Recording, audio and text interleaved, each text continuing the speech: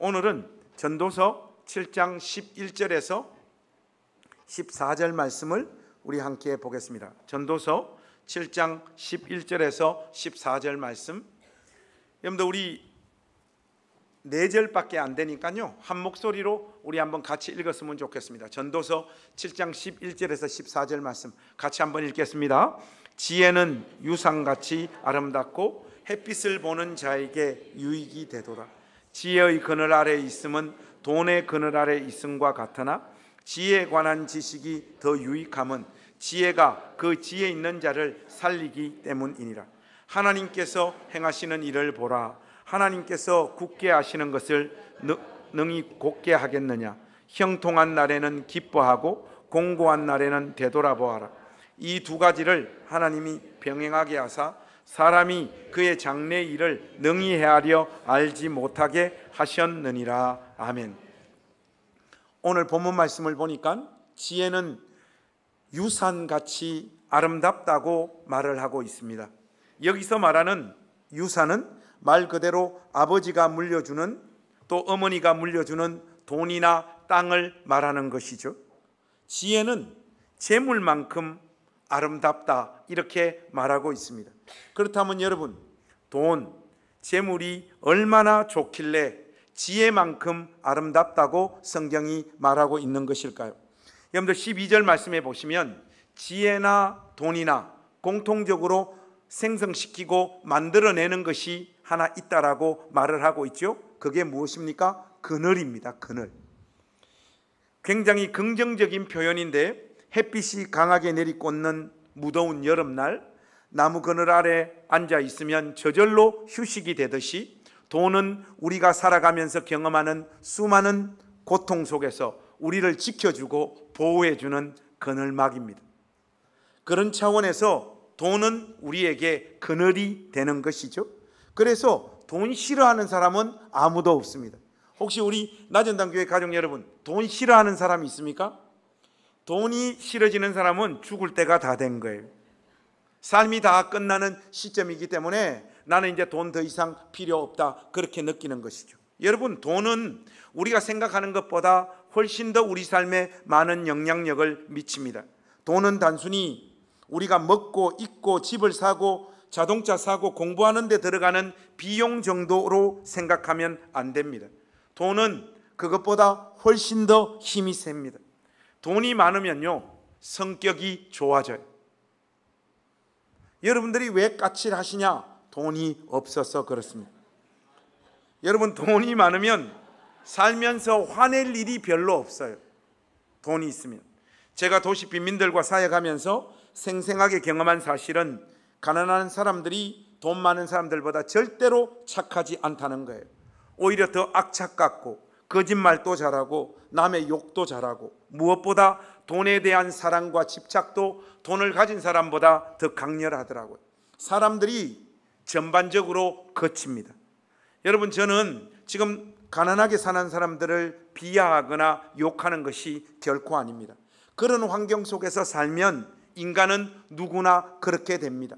별 사람 없어요, 여러분. 우리라고 뭐 별 수가 있겠습니까? 여러분들이 사랑구실하고 제법 괜찮은 사람으로 이 인생길을 통과하고 있는 것은 여러분들이 인격이 훌륭하거나 신앙이 좋아서 그렇다기보다는 돈이 좀 있기 때문에 그렇습니다.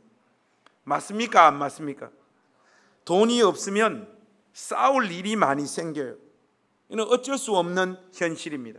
아이유가 드라마에서 그런 말을 하더라고요. 부자는 착한 사람이 되는 것이 쉽다고.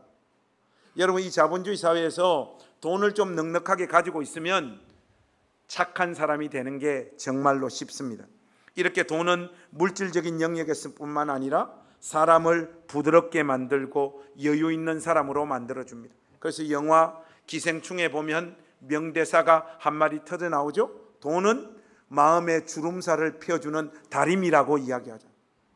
여러분들 가정에 다림이 한 3대씩 가질 수 있기를 주의 이름으로 축복합니다.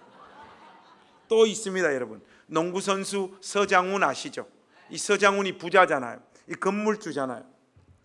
자기는 잘 사는 사람이 분명히 맞는데 돈을 많이 가지고 있다라고 하는 것이 사람들이 자기의 삶을 막 이렇게 부러워하는 만큼 삶의 그런 요소들에 큰 힘을 발휘하는 것은 아닌데, 돈이 많으니까 좋은 것이 분명히 있는데 그게 뭔가 하니까 삶의 어려운 순간이 찾아왔을 때 다른 사람들에게 아쉬운 소리 안 할 수 있는 것, 이게 부자로 살면서 제일 좋은 거다, 그런 말을 하더라고요.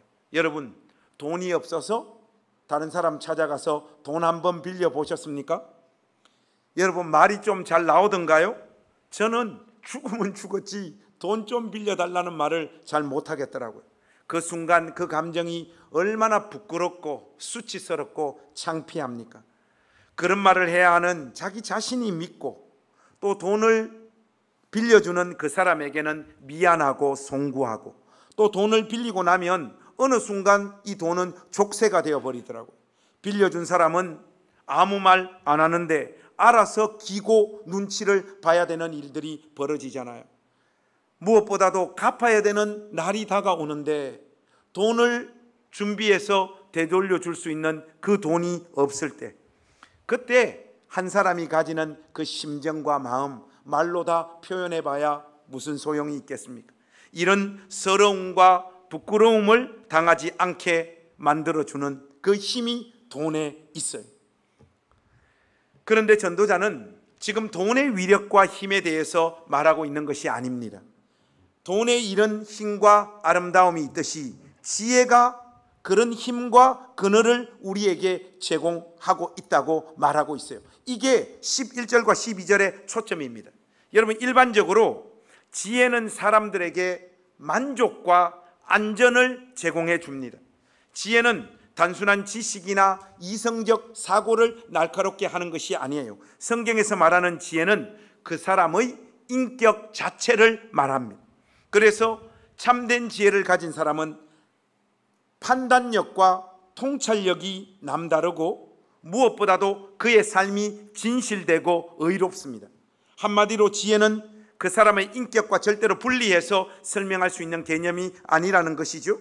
결국 지혜는 한 사람의 삶 전체에서 뿜어져 나오는 그 사람의 삶의 자태, 참으로 인간다운 아름다운 삶을 살게 만들어주는 근본적인 힘이 됩니다. 따라서 지혜를 가진 사람은 삶의 매 순간마다 평안함 가운데 기쁨과 만족을 누리면서 비교적 자신의 인생을 통과할 수 있습니다. 그런데 우리 낮은당교회 가족들은 돈과 지혜 중에 우리가 고민하지 않고 지혜를 선택해야 될 것 같은데, 여러분들의 얼굴 표정 보니까 돈과 지혜 중에 하나를 선택하라고 하면 돈을 고를 사람들이 꽤 많을 것 같아요. 여러분, 돈이 만들어주는 그 그늘과 지혜가 여러분 삶에 만들어주는 그 그늘 중에 여러분은 어떤 거 선택하시겠습니까? 목사님, 저는 솔직히 돈이 만들어주는 지혜가 더 좋을 것 같습니다 하는 분들 손 한번 들어보세요. 부끄러워할 거 아니고 솔직하게 돈이 만들어주는 그늘을 선택할 것 같습니다. 손 한번 들어보세요. 뻔뻔한 인간들이 이렇게 설교를 해도 다 소용이 없어요. 얼마 전에 인터넷 보니까 아이들이 이런 질문을 던지고 놀더라고요. 서울대 갈래? 아니면 유튜버 50만 명 모으는 사람 될래? 여러분 같으면 어떤 거 선택할 것 같습니까? 아마도 유튜버 50만 명 모으면 돈도 되고 유명한 사람으로 살 수 있기 때문에 서울대 가는 것과 동일한 자리에 이 질문을 놓고 사람들에게 질문을 하고 있는 것 같습니다. 그런데 의외로 유튜브 50만 명 모으는 사람이 되겠다라고 삶을 선택하는 사람들이 꽤 많더라고요. 서울대에 갔다고 지혜로운 사람이라고 할 수는 없지만 확률상 지혜로울 가능성이 높아요. 여러분, 이 말에 좀 동의하십니까? 공부 잘하는 사람이 꼭 지혜로운 것은 아니지만 공부 못한다고 지혜로운 사람이 되는 것도 아니잖아요. 그런데 전도자는 지금 어떤 의견을 가지고 있을까요? 12절 하반절을 한번 보십시오. 거기에 보시면 지혜에 관한 지식이 더 유익함은 지혜가 그 지혜 있는 자를 어떻게 한다고요? 살리기 때문이라, 이렇게 말합니다. 코엘렛은 우리에게 돈의 가치를 폄하하지도 않고 오히려 돈의 힘과 위력을 우리에게 분명히 소개함과 동시에 돈의 기능에는 한계가 있음을 분명히 하고 있습니다. 여러분, 에스겔 선지자가 이런 말을 해요. 에스겔 7장 19절에 그들이 그 은을 거리에 던지며 그 금을 오물같이 여기리니 이는 여호와 내가 진노를 내리는 날에 그들의 은과 금이 능히 그들을 건지지 못하며 능히 그 심령을 족하게 하거나 그 창자를 채우지 못하고 오직 죄악의 걸림돌이 됨이로다, 이렇게 말합니다. 그렇습니다. 여러분, 돈은 사람을 능히 건져내거나 살리지 못합니다. 사는 동안 그 사람의 삶에 일정한 부분의 그늘을 만들어 줄 뿐이지 생명을 만들어내지는 못하는 거예요. 그래서 코엘렛은 돈보다 지혜가 더 유익하다, 우리에게 그 말을 하고 있는 겁니다. 그 지혜가 지혜 있는 자를 살리기 때문이죠. 잠언에서도 이런 맥락에서 지혜는 그것을 얻는 자에게 생명나무와 같다라고 말하고 있지 않습니까? 지혜는 우리에게 생명을 주되 우리가 살아가는 동안 한 사람의 인간으로서 우리가 가지는 한계와 모자람이 무엇인지 알게 해주고, 그래서 우리가 사는 동안 어떻게 처신하고 살아야 되는지도 인도해주고, 무엇보다 하나님을 경외하는 구체적인 방법을 우리에게 가르쳐 줍니다. 그래서 우리로 하여금 사망에 이르지 않고 생명의 자리로 우리를 인도해 갑니다. 무엇이요? 지혜가 그 역할을 하는 거예요. 그래서 여러분, 그 구체적인 내용이 13절 14절에 소개되어져 있는데 13절 말씀 먼저 우리가 한 목소리로 한번 읽어봅시다. 지혜가 우리에게 하는 일이 뭔지 13절 한번 같이 읽겠습니다. 시작. 하나님께서 행하시는 일을 보라. 하나님께서 굳게 하신 것을 누가 능히 곧게 하겠느냐. 하나님께서 행하시는 일을 보라는 이 말씀의 구체적인 의도가 무엇입니까? 지혜를 소유한 자는 자기가 가진 그 지혜로 인생을 살면서 나름 자신의 삶의 그늘을 만들어낼 수 있습니다. 그러나 그 지혜는 하나님께서 인간들 세상에 안기는 이런저런 사건들을 전부 다 해석할 수도 없고 이해할 수도 없고 해결할 방법도 없다는 말을 지금 코엘렛이 하고 있는데, 이것을 제대로 알고 깨닫는 사람이 지혜를 가진 사람이라는 이야기를 하고 있는 거예요. 그러니까 여러분, 참된 지혜란 자신이 무엇을 할 수 있는지, 자신이 무엇을 할 수 없는지를 제대로 아는 것, 이것이 참된 지혜입니다.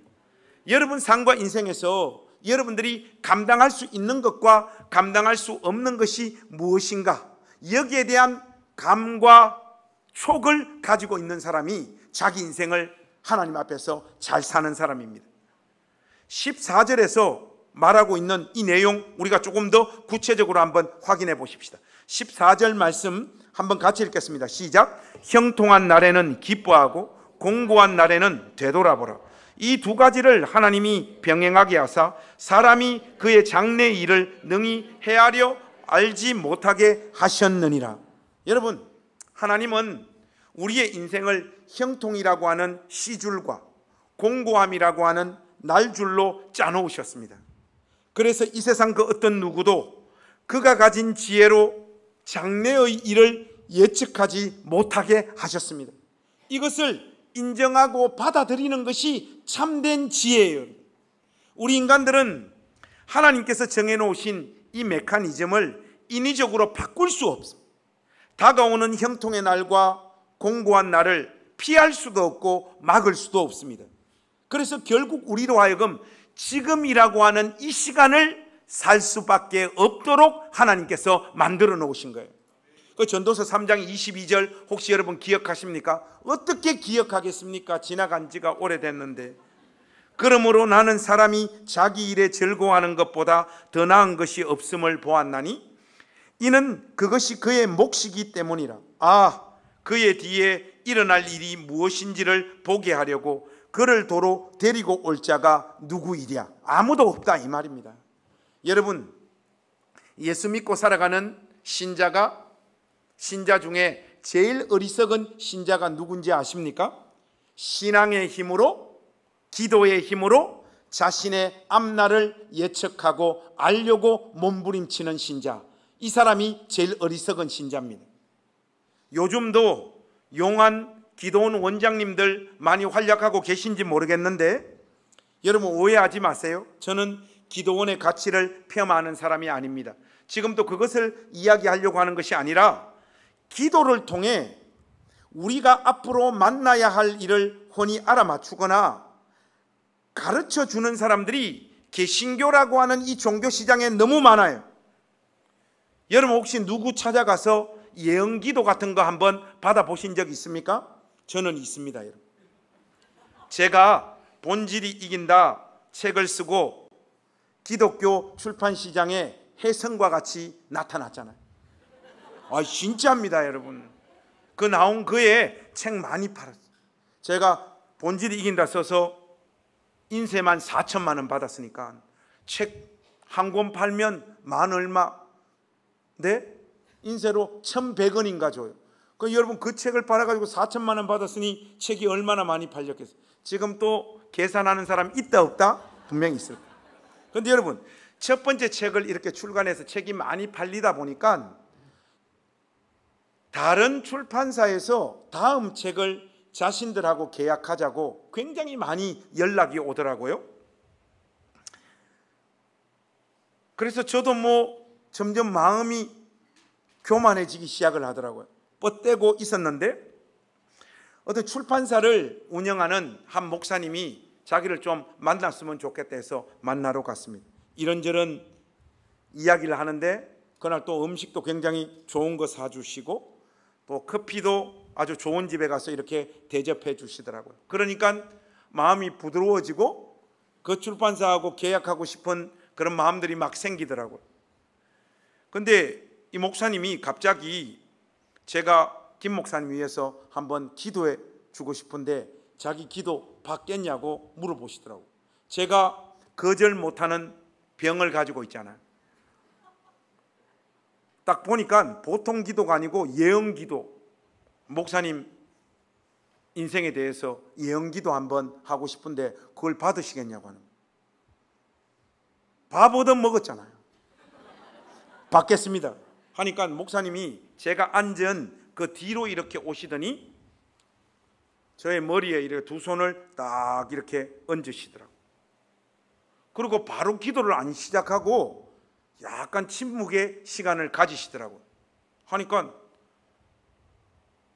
약간 움찔하게 되고 아이고 진짜 제대로 맞춰 보는 거 아닌가 이런 거 겁도 나고 마음이 뒤숭생숭 하시더라고. 그런 다음 목사님이 이제 기도를 시작하는데 그러면서 하시는 말씀이 하나님께서 먼저 김 목사님의 과거를 그림 이미지로 지금 저에게 보여주고 계십니다 그러시더라고요. 그러면서 그 이미지를 말로 이렇게 설명을 해 주시는데 뿅아리 있잖아요. 뿅아리 한 마리가 집 마당에서 이렇게 돌아다니면서 쫑쫑쫑쫑쫑쫑 이렇게 돌아다닌다. 그런데 이 뿅아리가 바깥으로 나가고 싶은데 대문이 탁 잠겨요. 그리고 담장은 너무 높아서 점프를 해도 담장에 부딪혀서 떨어지고 담장에 부딪혀서 떨어지고를 반복하는 그림을 하나님께서 지금 본인에게 보여주신다는 거예요. 그러면서 그것을 풀어서 설명을 해 주시더라고요. 이제까지 김 목사님의 사역은 특정한 지역과 상황에 매여서 꽃을 피우지 못했습니다. 그래서 늘 같은 자리에서 머물고 무명으로 그렇게 사역하는 목회자였다. 딱 그렇게 말씀하시니까 맞네 이거 하니까 이게 마음이 부드러워져요. 아이고 이거 좀 더 들어봐야 되겠다 싶은 거예요.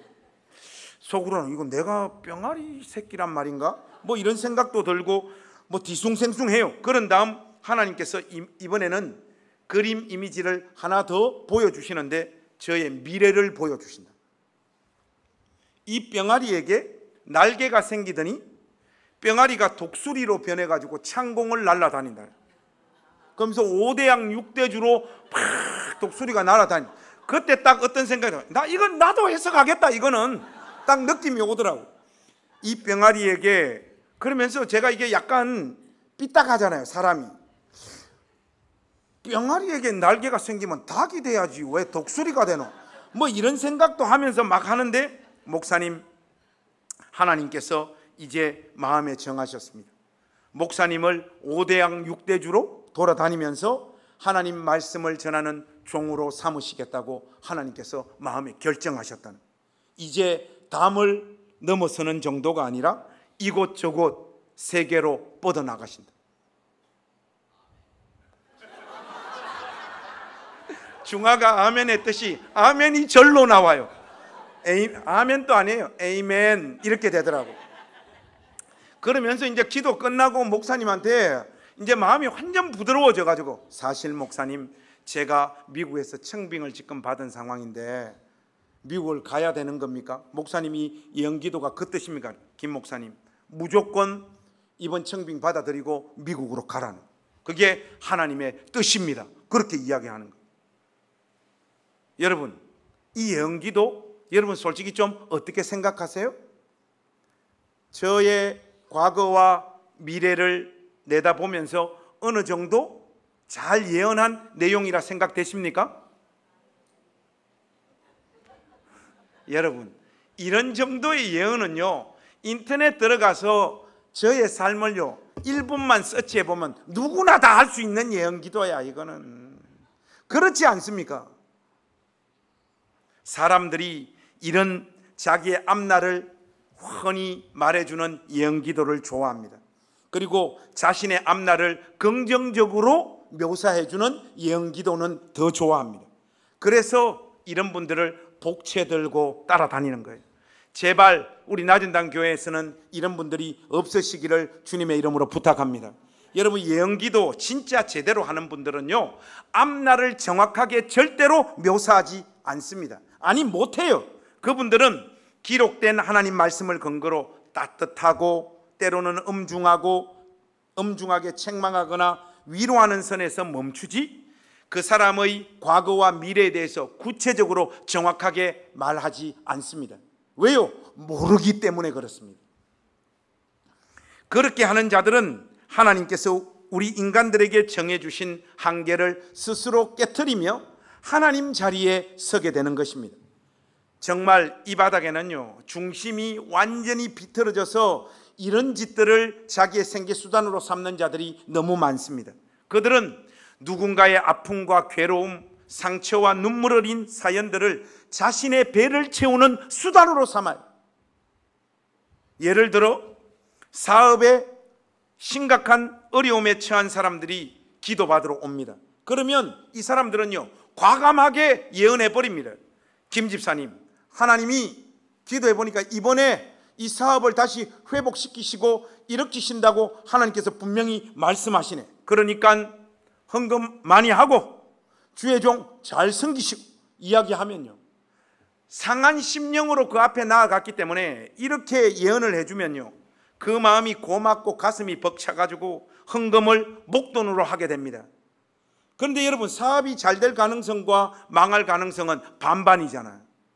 그래서 실질적으로 그 예언기도 받고 갔는데 사업이 잘 돼버려. 그러면 이 사람은요, 와, 그 목사님 진짜 신령하시네, 어쩌면 이렇게 그대로 맞춰버리신가 해서 또 하나님 앞에 감사한다고 헌금 더 많이 합니다. 그런데 망할 가능성 또 절반이잖아요. 여러분, 예언대로 안 되면요 그 목사님 찾아가서 목사님 왜 예언해 주신 대로 안 됩니까? 왜 예언한 대로 안 됩니까? 저 너무 괴로워요. 그때 이런 예언기도 하는 자들은 할 말을 딱 준비하고 있습니다. 네가 그 정도로 하나님을 섬기고 그렇게 헌금 액수도 얼마 안 되는 돈 갖다 바치면서 하나님께서 어떻게 너의 태도와 너의 신앙에 감동을 받아 네 삶을 축복하겠느냐, 어떻게 네 사업이 잘 될 수 있겠느냐, 회개하라 이야기해요. 그러면요 내가 하나님 앞에 제대로 헌신하지 못해서 이 예언기도가 내 삶에 실현이 안 되는구나 싶어가지고 이번에는요 없는 돈 빌려가지고 헌금 더 많이 합니다. 이런 자들은 영혼 사냥꾼들입니다. 여러분, 사랑하는 여러분, 하나님은 형통한 날과 공고한 날을 병행하여 우리 인생 가운데 허락하십니다. 그리고 언제 어떤 모습으로 형통한 날과 공고한 날들이 우리 삶을 찾아올지 아무도 몰라요. 그것을 알려고 몸부림치는 자들이 어리석은 자들이고 지혜가 없는 자들입니다. 우리 낮은당교회 가족들은 삶의 형통한 날만 꿈꾸지 마시고, 그렇다고 해서 공고한 날만 계속해서 될 거다고 부정적으로 여러분들 마음들을 가지지 않으시기를 주의 이름으로 부탁합니다. 아랍의 한 속담에 A desert is born if there are only sunny days, 이런 속담이 있습니다. 이 간단한 영어인데 알아듣지를 못한, 만일 햇볕 비치는 날만 있다면 사막은 그때 생겨난다, 이 말입니다. 맑은 날만 계속되면 그곳은 사막이 됩니다. 우리의 인생도 마찬가지입니다. 살아가는 날이 형통과 성공, 안락함과 평안함으로만 채워지면 우리는 더 이상 하나님을 찾지 않습니다. 하나님을 의지하며 우리의 인생의 시간들을 통과하지 않아요. 그런 날들이 계속되면 우리 심령이라고 하는 이 개울가는 은혜의 강물이 마르기 시작하고 어느 순간 황폐화 되어버립니다. 하나님은 우리를 지으신 분입니다. 우리가 어떤 존재인지 하나님은 다 아십니다. 그래서 하나님께서는 우리를 위해 우리 삶의 좋은 날과 힘든 날, 맑은 날과 흐리고 비 오는 날을 병행해서 주시는 거예요. 여러분 삶을 찾아오는 공고하고 고통스러운 날을 기도를 통해 무조건 해결해야 될 어떤 삶의 과제로 제발 좀 생각하지 마십시오. 우리의 병적인 신앙은요, 삶에 무슨 문제가 생기기만 하면 기도로 그것을 극복하고 넘어서려고 해요. 여러분, 그거 좋은 신앙 아닙니다. 말씀을 보십시오. 여러분, 형통한 날에는 기뻐하고 공고한 날에는 삶을 뒤돌아보라고 말하고 있습니다. 비가 오고 눈도 오고 해야지 나무도 자라고 꽃도 핍니다. 태풍이 불어야 바다가 깨끗해집니다. 삶의 이러저런 시련과 아픔들이 다 자기 역할이 있고 인간의 지혜가 다 내다보지 못하는 섭리와 계획이 그 안에 담겨 있는 거예요. 이 사실을 인정하는 여러분들이 되십시오. 달리는 자동차에 악셀레이터만 있으면 안 됩니다. 브레이크가 있어야 되지 않습니까? 악셀레이터만 있으면 운전하다가 다 죽어요, 여러분. 브레이크만 있으면 아예 출발을 못하고요. 이 두 가지가 동시에 존재해야 차가 달릴 수 있듯이 우리 인생도 마찬가지입니다. 우리를 우리보다 잘 아시는 하나님께서 가장 적절한 순간에 형통을 주시고 가장 적절한 순간에 공고함도 주시는 거예요. 그런데 형통을 주실 때 기뻐하라고 말하고 있습니다. 이때 기뻐하라고 하는 이 내용은 형통함 그 자체를 기뻐하라는 말이 아니에요. 그 형통을 우리에게 허락하신 하나님을 기뻐하라는 말씀입니다. 당연히 하나님이 주신 것이기에 삶의 형통, 그 내용도 우리가 맛보고 누리고 기뻐해야 되는 것 맞지만 그 형통함을 우리 삶 가운데 허락하시는 하나님을 기뻐하는 우리 낮은당 교회 될 수 있기를 바랍니다. 그런데 여러분, 중요한 것은 하나님을 기뻐하라고 하니까 이 형통의 날들에 하나님을 향하여 마음을 표현하는 사람들이 있습니다. 뭐 평상시 안 하는 감사헌금 한 300만 원 한다든지 500만 원 한다든지 이렇게 하는데 그것은 하나님을 기뻐하는 것이 아닙니다. 하나님을 기뻐하라는 것은 여러분들이 그 형통한 자리까지 오기까지 여러분들을 위하여 기도하고 여러분들과 함께 걷고 여러분들을 돕고 여러분이 그 지점까지 가는데 여러분을 향하여 마음을 쏟고 실질적인 도움으로 함께한 사람들을 기억하고 그 사람들을 돌보고 섬기고 실질적인 필요를 세우는 사람이 될 때 그때 그 모습이 하나님을 기뻐하는 거예요. 여러분은 형통한 날에 하나님을 잊어버리고 하나님 주신 그 선물에 정신이 팔리는 어리석은 신자가 되지 않기를 주의 이름으로 부탁합니다. 공고한 날은 뒤돌아보고 생각하라고 말씀하셨어요.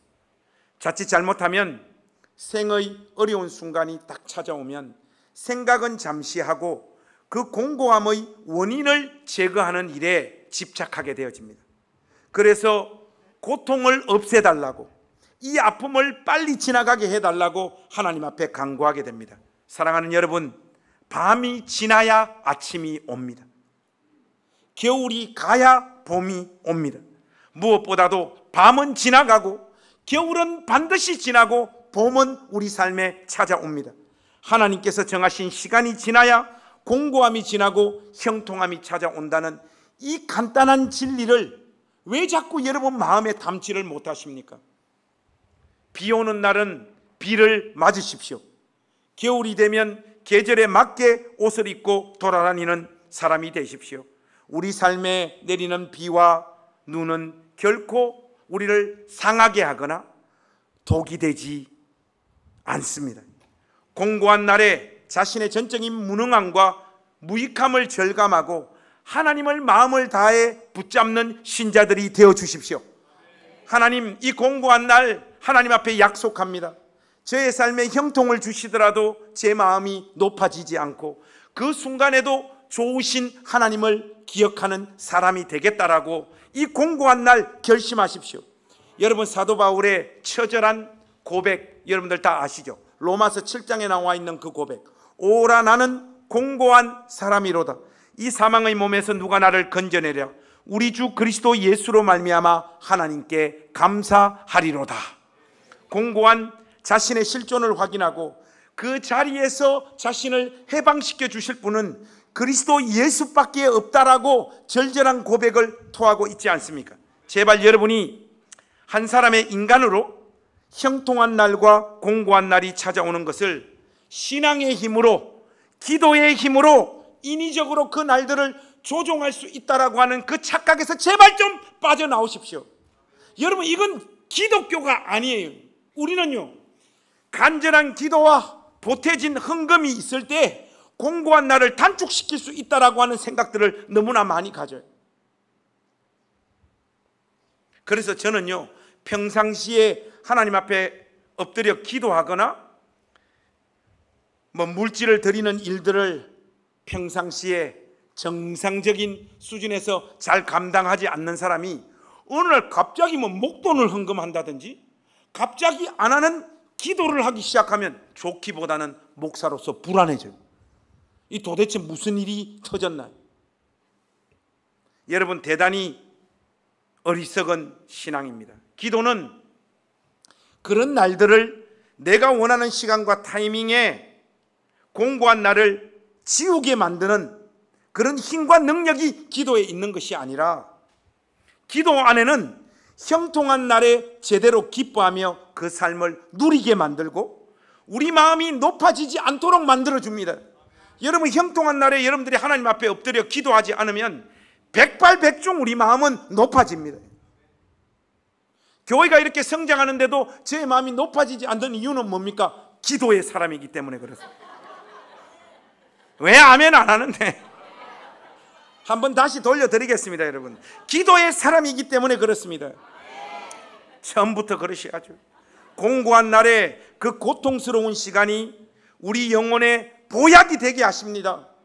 기도하는 신자의 삶에 그 기간이 단축되어지거나 없애지거나 그러지 않고, 그 마취 주사를 맞지 않고 그 고통의 시간을, 공고한 날을 생생하게 통과하는데도 불구하고 그 고통스러운 날이 우리에게 독이 되지 않고 화가 되지 않고 우리의 영혼을 상하게 만들지 못합니다.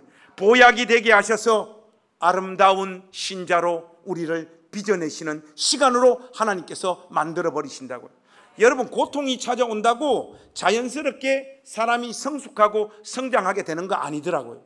어떤 사람은 고통의 시간 지나면서 인간이 더 심하게 망가지는 경우도 훨씬 더 많더라고요. 공고한 날이 여러분들을 무너뜨리지 못하도록 하나님 앞에 엎드려 기도하는 신자들이 될 수 있기를 주의 이름으로 부탁합니다. 그러므로 여러분이 한 사람의 신자로서 할 수 있는 것과 할 수 없는 것을 잘 분별하는 신자들이 될 수 있기를 우리 주님의 이름으로 부탁합니다.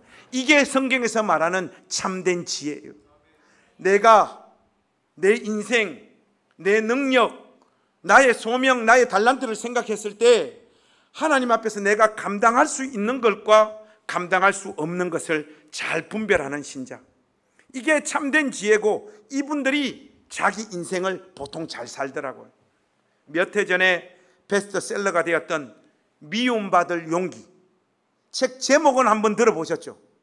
읽어본 분들은 우리 교회 7분 계신 것 같고, 이 책에 보면 유명한 기도문이 하나 나와요. 이게 사실은 라인홀드 리버라고 하는 신학자의 기도문인데, 오늘 이 기도문 제가 좀 준비해 가지고 왔어요. 여러분들 이 기도문 좀 띄워주실 수 있나요? 이렇게 뭐 예배 시간에 화면이나 기도문 이렇게 띄우는 교회가 보통 보면 대형 교회더라고요. 그래서 오늘 똑같이 흉내 한번 제가 내봤습니다. 자, 여러분 이 기도문 오늘 우리 한번 다 같이 한번 읽어봤으면 좋겠습니다. 조금 작은데 여러분들 볼만 하시죠? 한번 우리 다 같이 읽겠습니다. 시작. 하나님, 바꿀 수 없는 것을 받아들이는 평온과 바꿀 수 있는 것을 바꾸는 용기를, 그리고 그 차이를 분별하는 지혜를 주옵소서. 한 번에 하루를 살게 하시고 한 번에 한순간을 누리게 하시며 어려운 일들을 평화에 이르는 좁은 길로 받아들이며 죄로 가득한 세상을 내가 갖고 싶은 대로가 아니라 그분께서 그러하셨듯 있는 그대로 받아들이게 하시고, 제가 그분의 뜻 아래 무릎 꿇을 때 그분께서 바로 잡으실 것을 믿게 하셔서 이 생에서는 사리에 맞는 행복을, 내 생에서는 영원토록 그분과 함께 담이 없는 행복을 누리게 하옵소서. 아멘. 여러분, 이 기도문대로 여러분 인생이 굴러가는 은혜가 있기를 주의 이름으로 축복합니다. 그게 바로 지혜자의 삶입니다. 그런데 여러분, 우리는 거꾸로 살아갈 때가 너무 많아요. 거꾸로 살아갈 때가. 바꿀 수 없는 것을 받아들이는 평온을 달라는 것이 아니라 바꿀 수 없는 것을 끝까지 고집해서 자기도 괴롭히고 다른 사람의 인생도 무너뜨리는 사람들이 너무나 많습니다. 이것을 구분하지 못해요. 지혜가 없어서. 사무엘상 23장 14절에 보면 다윗을 막 계속 잡으러 쫓아가는 사울의 모습을 그리고 묘사하고 있는 구절이 있는데, 다윗이 광야의 요새에도 있었고 또 식광야 산골에도 머물렀으므로 사울이 매일 찾되 하나님이 그를 그의 손에 넘기지 아니하시니라 하는 표현이 있습니다. 사울이 그 아무리 다윗을 잡으려고 해도 하나님께서 허락하지 않습니다. 사울 다음에 이스라엘의 왕으로 하나님은 다윗을 세우시기로 이미 작정하셨고, 그래서 사울이 아무리 다윗을 잡아 죽이려고 해도 그의 손에 다윗이 담기지가 않습니다. 이 하나님의 계획과 섭리, 그에게 주신 소명이 무엇인지를 제대로 알지 못했던 사울은 죽을 때까지 다윗을 잡으러 돌아다닙니다. 그러다가 자기 인생의 시간을 다 허비합니다. 그러다가 여러분 잘 알다시피 길보아 전투에서 싸우다가 허무하게 자기의 생을 마감하잖아요. 비참한 인생입니다. 사랑하는 여러분, 자기에게 허락되지 않는 삶, 자기가 결코 할 수 없는 일에 인생을 다 소비하는 사람보다 어리석은 존재가 어디 있겠습니까? 이런 면에서 보면 저는 참 똑똑한 면이 있는 사람이에요. 뭐냐? 제가 유학 가서 학위를 다 못 마치고 돌아왔잖아요. 사람들이 많이 묻더라고. 목사님, 왜 영국까지 갔으면서 박사과정까지 다 못 마치고 돌아왔냐? 이 질문을 참 많이 해요. 그때 제가 준비한 대외용 멘트가 이겁니다. 돈이 없어서. 영국은 물가가 너무 높아가지고 어쩔 수 없이 석사 과정에서 멈추고 이렇게 돌아왔습니다. 이렇게 보통 말해요. 그런데 여러분, 진짜 이유가 있어요. 진짜 이유가. 제가 돌아온 이유. 공부를 해보니까 저는 박사가 될 깜냥이 못 되더라고요. 일단 엉덩이가 너무 가벼워요. 야구하면 야구 다 봐야 되고, 축구하면 축구 다 봐야 되고, 아시안게임 하면 아시안게임 다 봐야 되고, 스포츠 선수 이름 외워가면서 다 봐야 되고, 올림픽 하면 올림픽 봐야 되고, 이 쌍놈의 거 또 하다 보면 월드컵까지 하고 자빠졌네. 그러면 월드컵도 다 봐야 돼. 엉덩이가 가벼워서 박사가 될 수가 없습니다. 어디 진득히 앉아가 집중을 못해. 그리고 더 핵심적인 이유는 머리가 안 따라줘요. 공고잖아. 박사 머리가 아니에요. 그래서 돌아온 거예요. 그런데 그렇게 저 자신을 잘 독해하고 읽어서 그 지점에서 포기한 것이 저의 인생을 부유하게 만들었더라고요. 아마 고집 피우고 계속해서 밀고 갔더라면 아내도 아이들 인생도 전부 다 나락으로 떨어졌을 거예요. 영국에서 노숙자 하고 있을 거예요. 그것도 영국에서 노숙자 하려면 영어 쓰면서 노숙자를 해야 되는데 한글말 하는 영국 노숙자, 이걸로 인생 끝날 뻔했어요. Give me some money가 아니고 돈 좀 주세요 이러고 있을 거예요. 사랑하는 여러분, 여러분 삶에 허락되지 않는 것이 무엇인지, 어디서 멈추어야 하는지에 대한 감과 촉을 달라고 하나님 앞에 기도하십시오. 하나님 앞에 물으십시오. 그때 하나님께서 어디서 멈추어야 되는지 여러분 영혼에 분명한 촉과 감을 주십니다. 그런데 여러분, 더 못난 삶이 있습니다. 바꿀 수 있는 것인데 용기가 없어서, 게을러서, 감당하려니 너무 고통스러워서 자기에게 주신 달란트와 능력을 다 무시하고 그냥 넘어가는 경우가 바로 더 어리석은 삶을 사는 경우입니다. 이 정말 못난 인생들이에요. 하나님께서 분명한 표징과 기적을 주셨음에도 모세는 출애굽의 과업을 감당하지 않으려고 끝까지 하나님 앞에 저항했습니다. 출애굽기 4장에 보시면 그 장면이 잘 나와 있잖아요. 하나님께서 이적을 보여줘도 모세가 계속해서 고집을 피웁니다. 하나님, 저는 말을 못합니다. 보낼 만한 사람을 보내주십시오. 이러면서 계속 버틴겨요. 그때 하나님의 반응이 뭐냐? 하나님께서 먼저 화를 벌컥 내세요. 14절 말씀 보니까 여호와께서 모세를 향하여 노하여 이르시되 이렇게 말합니다. 그러면서 하나님께서는 아론을 말씀하시며 그가 너를 대신하여 백성에게 말할 것이니 그는 내 입을 대신할 것이요 너는 그에게 하나님같이 되리라. 너는 이 지팡이를 손에 잡고 이것으로 이적을 행할지라. 출애굽해서 나아가라는 말씀이죠.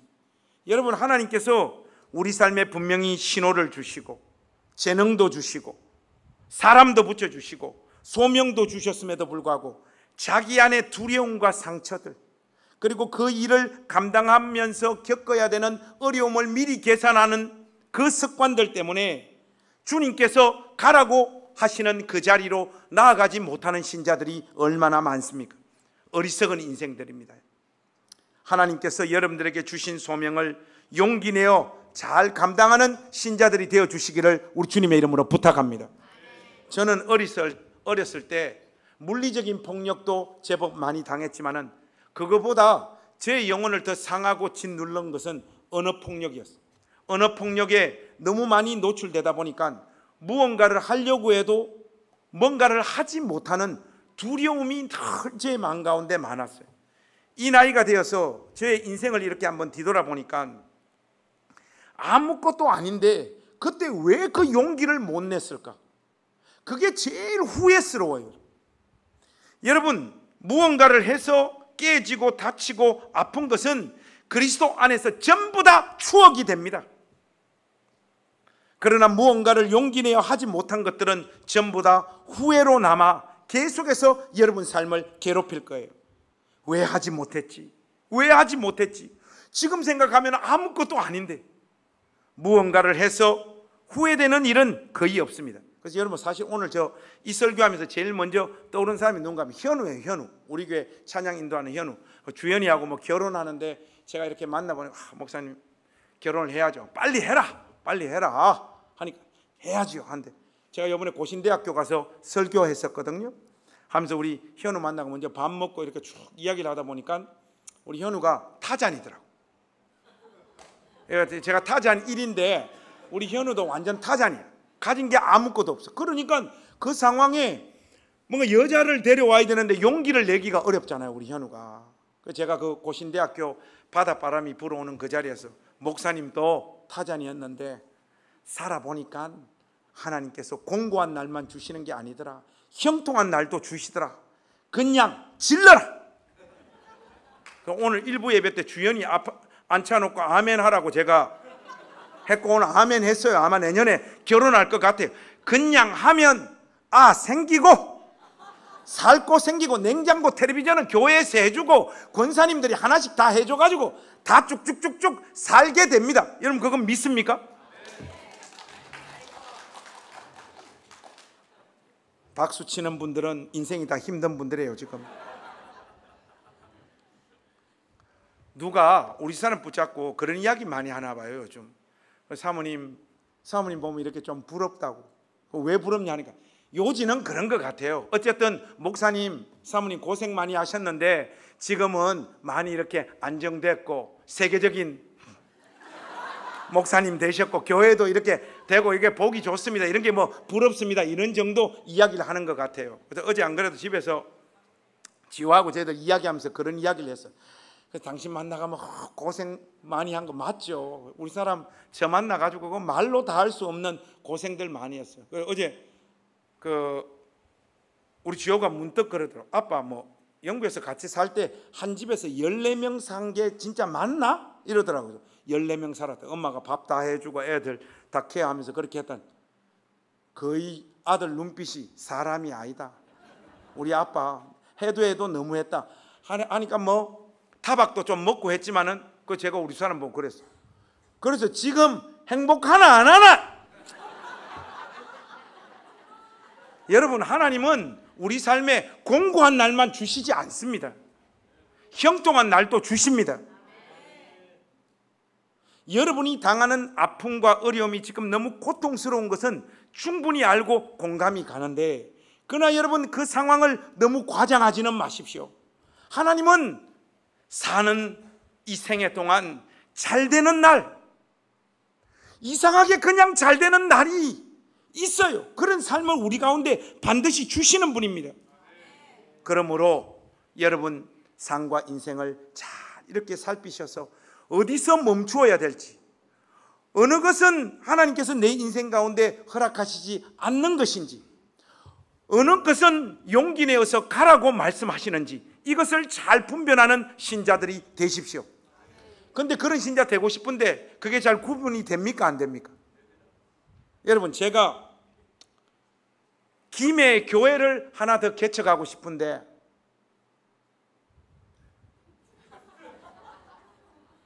가야 됩니까? 말아야 됩니까? 표정이 니 알아서 해라 이 표정인데, 여러분 그런 길은 저한테 허락된 길이 아니라고요. 그런데 목사님 허락 안 된 건지 목사님이 어떻게 하냐고, 그게 하나님 뜻일 수 있지 않냐고. 그래서 여러분 우리 삶에 기도가 필요한 거예요. 여러분, 우리는 의외로 하나님 앞에 마음을 담아서 이런 문제와 관련해서 기도하지 않아요. 그래서 우리 인생을 알고 보면 우리가 굉장히 대충 삽니다. 주어진 대로 막 살아요. 그러다 보니까 하나님께서 허락하지 않으신 것과 허락하신 것을 구분하지 못해요. 그래서 여러분이 만나게 되는 아픔과 고통도 여러분 인생 가운데 꽤 많다고요.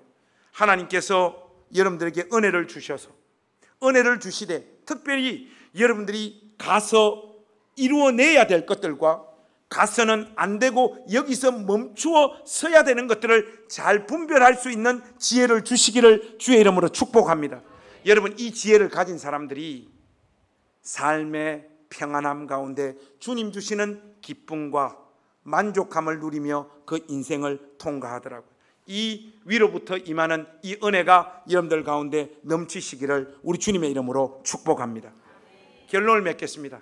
사랑하는 우리 나림당교회 가족 여러분, 아직 우리는 조금 더 살아야 됩니다. 그런데 오늘 하나님께서 우리 인생을 어디에 가두어 두셨습니까? 형통한 날과 공고한 날을 병행하여 주셔서 아무도 언제 어떤 모습으로 형통함이 찾아올지, 언제 어떤 모습으로 공고한 날이 찾아올지 아무도 예측하지 못하게 만드는 거예요. 바로 이 지점에서 하나님 앞에 우리가 마음을 다하여 기도해야 되는 거예요. 하나님, 지혜를 주시옵소서.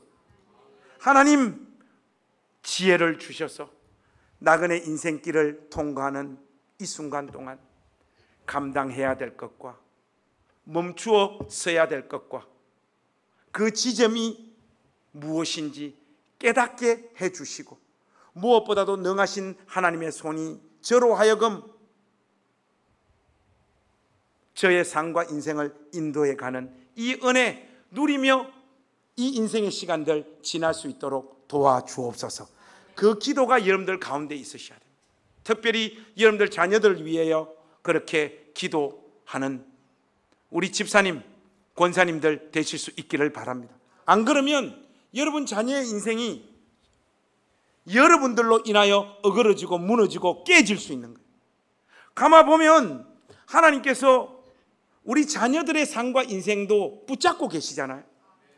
저는 개인적으로 목사님들이 자기가 목회한 교회를 자녀들에게 세습하는 걸 반대합니다. 누가 저한테도 물어요. 목사님 혹시 뭐 교회 물려줄 생각이 있습니까? 저는 없습니다.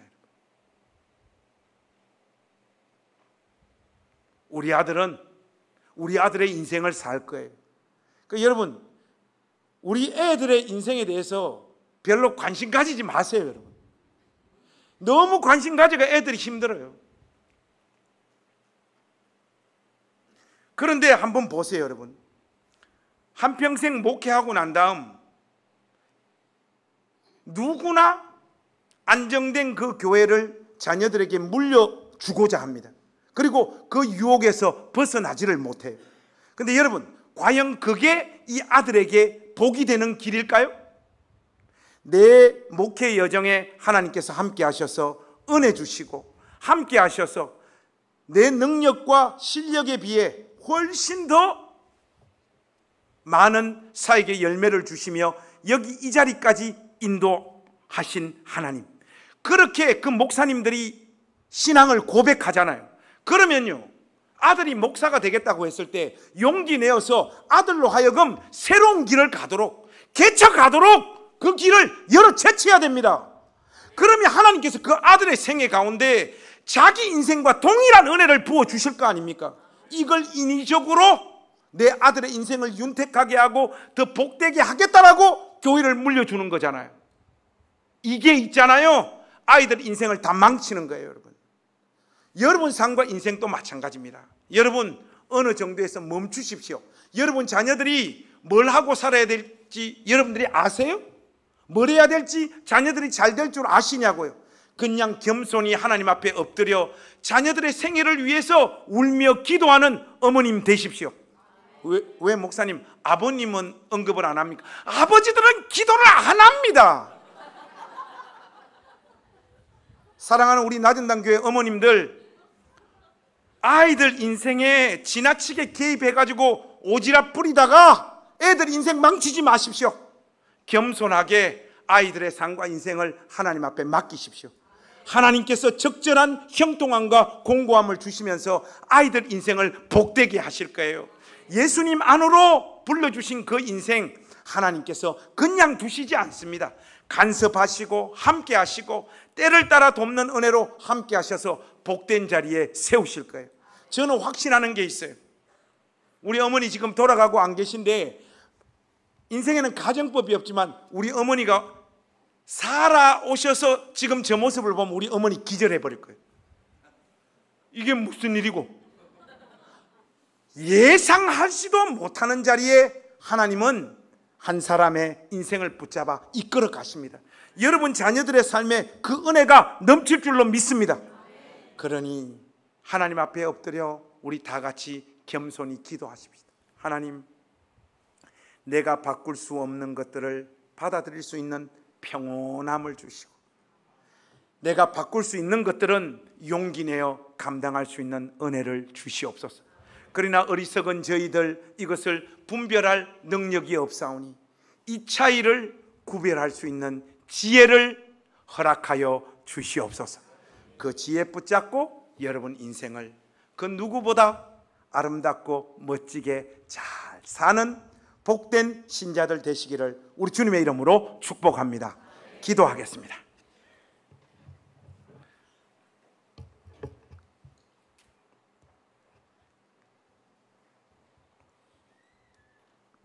하나님 아버지,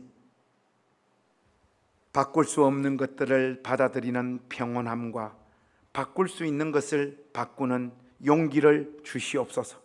무엇보다도 그리고 그 차이를 분별하는 지혜를 우리 낮은담 교회 모든 가족들에게 허락하셔서 한번 살고 가는 이 인생 아름답게 살며 하나님께서 각자들의 삶에 허락하시는 그 분복들 하나도 빠짐없이 다 누리고 맛보며 사는 인생들 되도록 은혜 베풀어 주시옵소서.